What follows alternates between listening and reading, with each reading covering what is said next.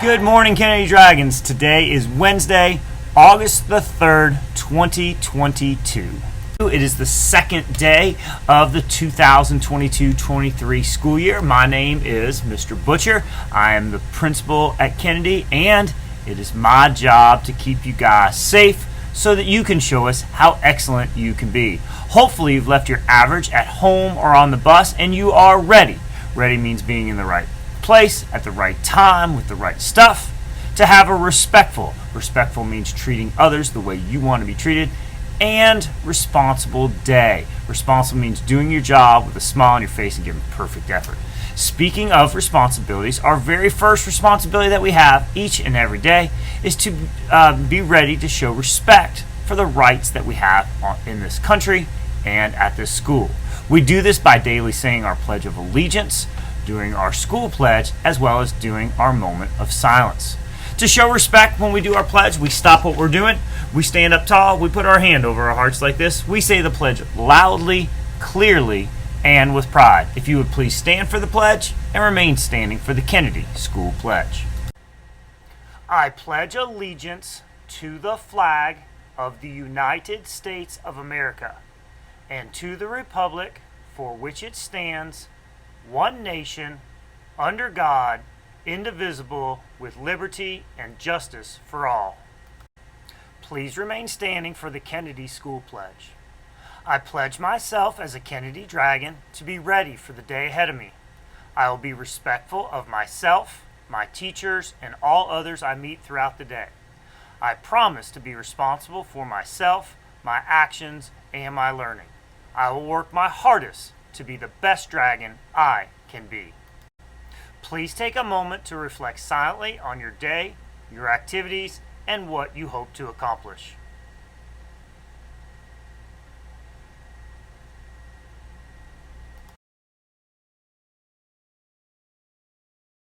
Another responsibility that we have each and every day is to try to keep each other safe by slowing down the spread of germs. We do this by frequently means a lot of times during the day, washing our hands. When we wash our hands, we want to use soap and water if we have access to a sink.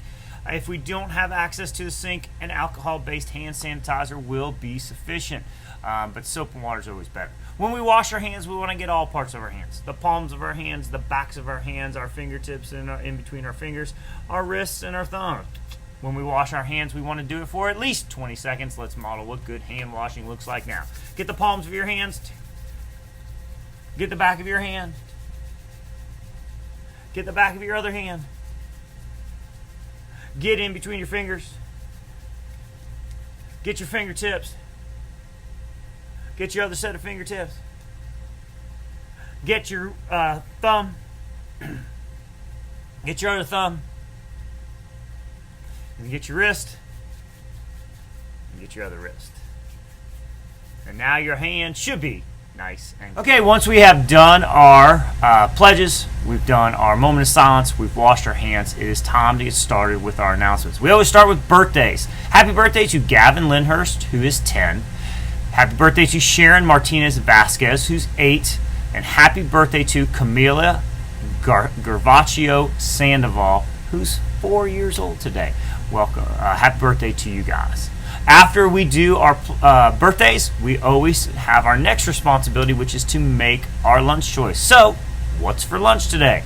Today we're going to be having hot dog, sidewinder fries, coleslaw, and peaches, sliced peaches. If you do not want hot dog, you can have PB&J, or you can have the yogurt and muffin. But make your lunch choice now. It's time for our morning message. Our morning message is on empathy and the golden rule. The golden rule is the same as what we say being respectful is. So it's really important that we listen to this message. Have you ever been sad and crying? I know there were some people yesterday that were sad because they had to come to school. There were some people that were sad because they had to leave school. Have you ever been sad and crying and someone puts their arm around you and says, I know, I understand just how you feel. Have you ever watched someone fall off their bike and hurt themselves and then say, ouch, that really hurts. I know exactly how that feels. When we understand how others feel, we are showing empathy. It sounds like a big word, and empathy, but it's really not. Empathy means that we know what it feels like to be sad, disappointed, angry, or hurt. We understand what others are feeling. And because we understand, we can be kind to them. Start to notice when you show empathy and notice when you're understanding. And then treat others the way you want to be treated. With something to think about, I'm Mr. Butcher. Make today your masterpiece or not. Remember, the choice is always yours. And that is so true. When you know how someone feels, and you know, especially if it's a bad feeling, you know how it feels, you should change the way that you interact with that person. If you see someone sad and they're crying because they fell, and you know what that feels like, that should help you how to deal with them. Okay? If you see someone angry or upset because someone looked at them funny and you've had that feeling before, you know how they feel, and you should be kind to them. So, because you know it's not a good feeling. So make sure that you're being kind and showing empathy. That's all I got. You guys have a great day. That is all we have for announcements. So please help me and your teachers keep you safe. That is our job. And your job is to help us keep you safe. And you can help us by being a ready, respectful, and responsible student who is focused on graduating in the year. Because when you are a ready, respectful, and responsible student focused on graduation, you are fully committed to student success. I love you very much. Have a great day.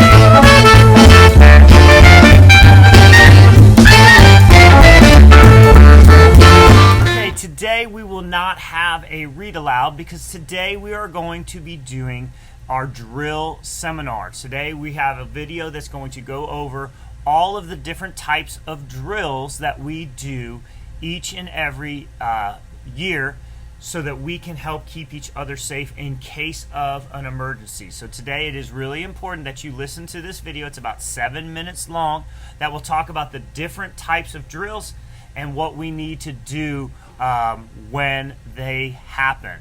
And then tomorrow we're going to actually practice one of our fire drills. So please watch this video about the different drills that we have. Remember, we will not have a book today. Thank you. Good morning. I'm Mr. Butcher, the principal, and I've met all of you guys, and you guys all know that I have one job here at Kennedy Elementary School, and that job is to keep you guys safe. That's my job, to keep you guys safe. And like I've told you, I can't keep you safe all by myself. That's why we have wonderful teachers here to help us keep you safe. But even then, we can't help keep you safe by ourselves. That's why we need your help. So throughout the year, we will have some drills. We will have fire drills, we will have intruder drills, and we'll have bad weather drills. So we'll be practicing 3 types of drills. We practice these so if in case of a real one, we know exactly what to do. So right now we are going to do what is called a drill seminar. We're going to talk about the 3 types of drills that we will have at our school. These are not real, so when we say we're going to do a fire drill, that doesn't mean there's a fire in the building.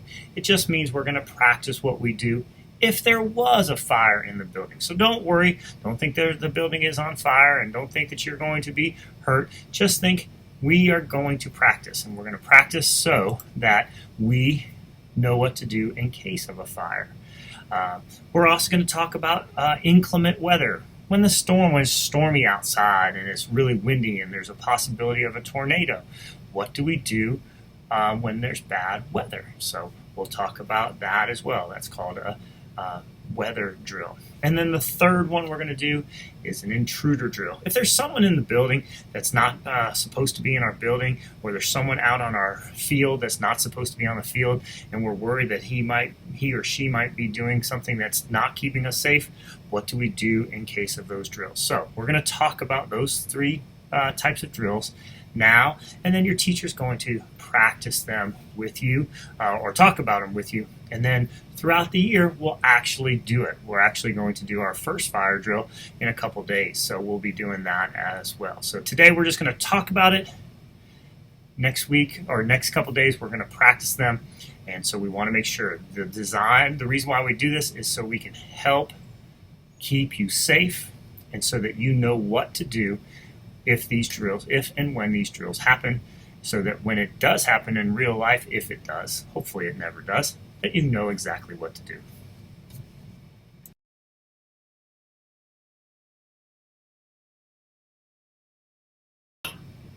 Okay, what do we do if we hear the fire alarm go off? This is what the fire alarm will sound like.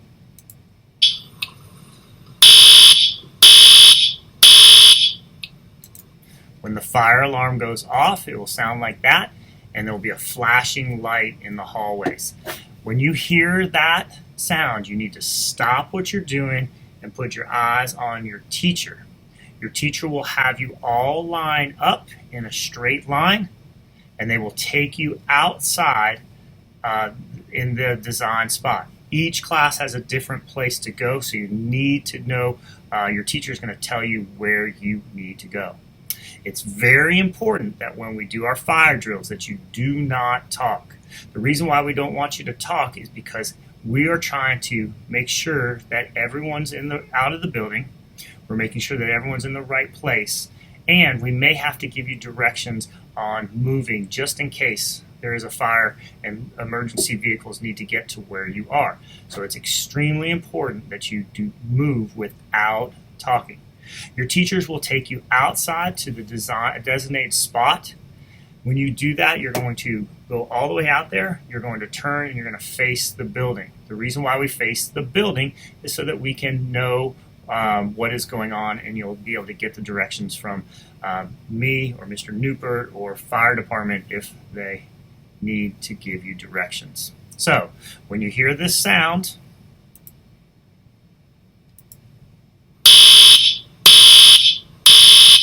make sure that you stop what you're doing, line up silently, follow your teacher outside.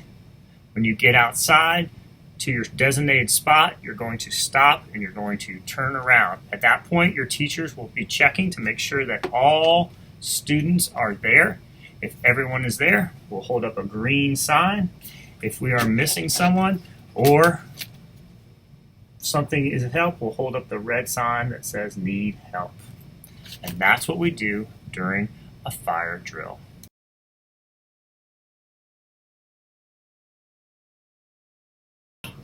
Our second type of drill is called a severe weather drill or tornado drill.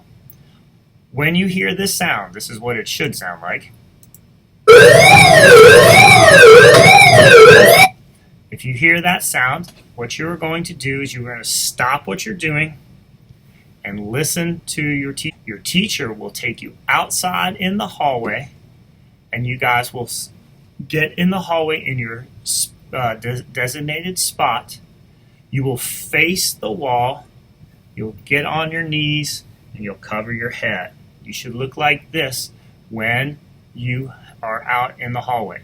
I do know it's uncomfortable, and I do know it gets hot, but we need to make sure that we are going there because we want to make sure that we're safe and we're protecting our head. So that's what's talking, because we're going to be walking up and down the halls, and we have to give directions to people because we may have to move you to a different spot that may be more safe, or we have to tell you where we need you to go. So it's real important that you are not talking.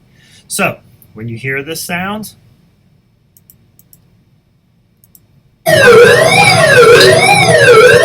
you will stop what you're doing, look at your teacher, listen for the directions, and follow where you're supposed to go. You'll face the wall, get on your knees, cover your head. Do it without talking. The teachers will be checking to make sure you're all in the right place, and when it is over, we'll tell you you can sit up. And that is the severe weather drill.